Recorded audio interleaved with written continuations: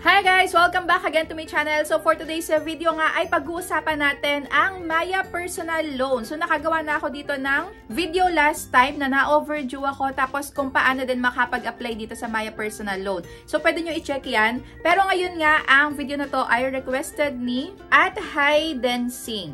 So ayan, sabi niya, ma'am, pa-update po ng Maya Personal Loan nyo pagtapos na kayo magbayad if may offer agad. So siguro nakita niya yung video ko kung paano ako makakapag-loan dito sa may Maya Easy Credit at Maya Personal Loan. So yung dalawa nga pala na yun is magkaiba. So ang Maya Easy Credit, mas maliit yung pwede nyong ma-loan dito at good for 1 month lang. Pero dito sa may Maya Personal Loan, pwede mo talaga siyang bayaran ng installments. At ako nga unang offer ko dito is 15K agad at payable in 6 months. O diba? Tapos napaka-flexible talaga niyang bayaran, ang liit na tubo. Well, nasa sa inyo naman yun kung mas mahaba nyong babayaran. Syempre, mas malaki yung tutubuin nun. Pero all in all, the best tong si Maya para sa akin. Pero yun nga, ang pag-uusapan natin is pag na-overdue ka, hindi ka kagad nakapagbayad, ayan, nawala sa isip mo, tapos wala pang laman yung Maya wallet mo. So, walang madededuct. Ayan, paano kaya mangyayari? Ma-offeran ka kaya agad? So, panoorin mo to hanggang video. Panoorin mo to hanggang dulo. So, ayun na nga, na-overdue ako dito sa may Maya Personal Loan.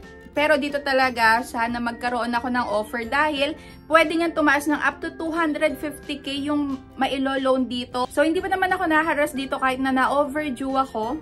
Yun nga lang, check natin kung ma-offeran ako. So, eto, nakapag-bayad na nga pala ako at ayan, kaya yari ko lang bayaran yung loan ko in 6 months nga pala. So, eto, apply now. Eto agad makikita natin, syempre. At next, so ayan, fund your big life moves instantly. At dito, low monthly add-on rates nga, ayan. Get your loan in an instant kasi talagang papasok na to agad sa may Maya wallet mo. And pwede mo na nga siyang i-bank transfer or ipasa mo sa GCash wallet mo. And flexible monthly payments and easy loan management. So ayun, apply now. And i-continue lang natin itong data privacy. At eto na nga, ito, expected ko naman talaga to dahil nga nagkaroon na ako ng overdue sa kanila pero isang beses lang at nasa 3 araw lang yata yun, basta days lang. So, eto na yung lumabas. So, ako daw ay, ayan, currently not eligible for Maya Personal Loan na. So, ito talagang expected ko na pagka na-offeran ako dito, talagang sobrang ganda na nito talaga kahit may due date. Pero ayun nga, hindi ako na-offeran at sabi nila dito is keep using Maya and we will let you know when you can apply again. So ako kasi may nag-message sa akin na ayun, pwede na ako makapag-loan dito sa may Maya Personal Loan. Pero ayun, medyo matagal nga yun yung inabot dati nung hindi pa ako na-offeran.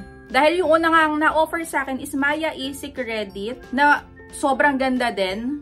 Pero, yun, nakailang loan pa ako doon sa may Maya Easy Credit bago ako na-offeran sa may Maya Personal Loan. Nasa months din yun yung pagitan nun bago ako ma-offeran dito. So, ngayon, hindi ko alam kung kailan ulit ako ma-offeran nito Maya Personal Loan dahil, ayun, nalulungkot naman ako dahil sobrang ganda din nito.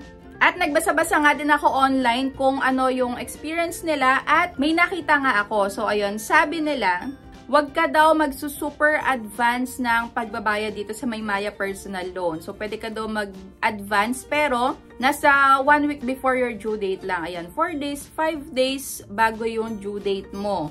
Dahil yung iba, ganun nga daw yung ginawa. Tapos, na-offeran sila agad-agad. Pero, meron nga din akong nabasa na same nang na-experience ko. Ayan, na-overdue at next is hindi na pinag-utang ulit.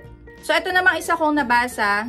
Para daw maging eligible ka ulit sa may Maya Personal Loan at Maya Easy Credit if ever man na-overdue ka din doon at hindi ka agad na-offeran. So, ito nga daw yung kailangan mong gawin. So, ayan. Dapat daw always mong gamitin ang scan QR, pay bills, cash in, out, transfer, and send money. So, open savings. Pwede ka daw mag-buy crypto and use your physical card for withdrawal or purchases. So, siya daw, in-apply daw niya yan for 1 month and nagka-offer daw siya agad. So, eto, pwedeng okay sa kanya pero hindi sa lahat. Ayan, hindi lahat na-offeran agad in 1 month dahil sa may experience ko nga nasa 2 months, 3 months din yun bago ako ma-offeran sa may Maya Personal Loan. Pero, ang pinaka-sure dito na sinabi niya is kailangan dapat mong gamitin yung mga features ng Maya application. para sure nga na ma-offeran ka kagad. Dahil ako, syempre, ayan, ginagamit ko nga din. Parang GCash din kasi to na, ayan, pwede ka nga magbayad ng mga bills mo, internet, at mag-bank transfer ka. Ito din yung pambayad mo pagka mag-shopping ka. Ayan, QR, gamitin mo yan. At syempre, kung meron ka na ng Maya Easy Credit, huwag ka na dyang magpapa-overdue. Dahil ako nga ngayon, meron pa rin akong credit sa may Maya Easy Credit at meron din akong loan doon.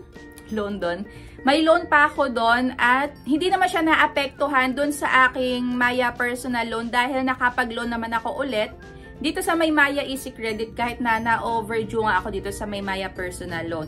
So, ayun lang naman, hindi ako na-offeran pero, ayan, na-update ko ulit kayo pagka na-offeran na ako ulit kung gaano katagal yan. Pero one thing for sure na ma-offeran tayo ulit at agad is kapag ginamit nga natin lahat ng features ng Maya. So, kung ikaw wala ka pa ng Maya is, ayan, download mo na yung Maya application dahil talagang makakatulong naman to at legit din. So, ako wala din ako dito na experience na pananakot kahit na na-overdue ako. Pero may tatawag sa'yo, kaya dapat sagutin mo agad yon. Huwag mo nang intayin na sobrang daming tumawag sa'yo gamit yung iba't ibang numbers. Ayan, sagutin mo agad, sabihin mo kung ano yung dahilan para hindi ka na nga nila kulitin. So, ayan, kung na-try nyo na din itong Maya Personal Loan, is comment down below kung ano yung na-experience sa kanila nung na-overdue kayo at kung na-offeran din ba kayo agad-agad. So, ayan, kahit na na-overdue ako, okay pa din ako dito sa may Maya Personal Loan at, ayun, sa Maya Easy Credit. So, hopefully, ay ma-offeran tayo agad. So, ayan lang. Thank you for watching and see you on my next vlog. Bye!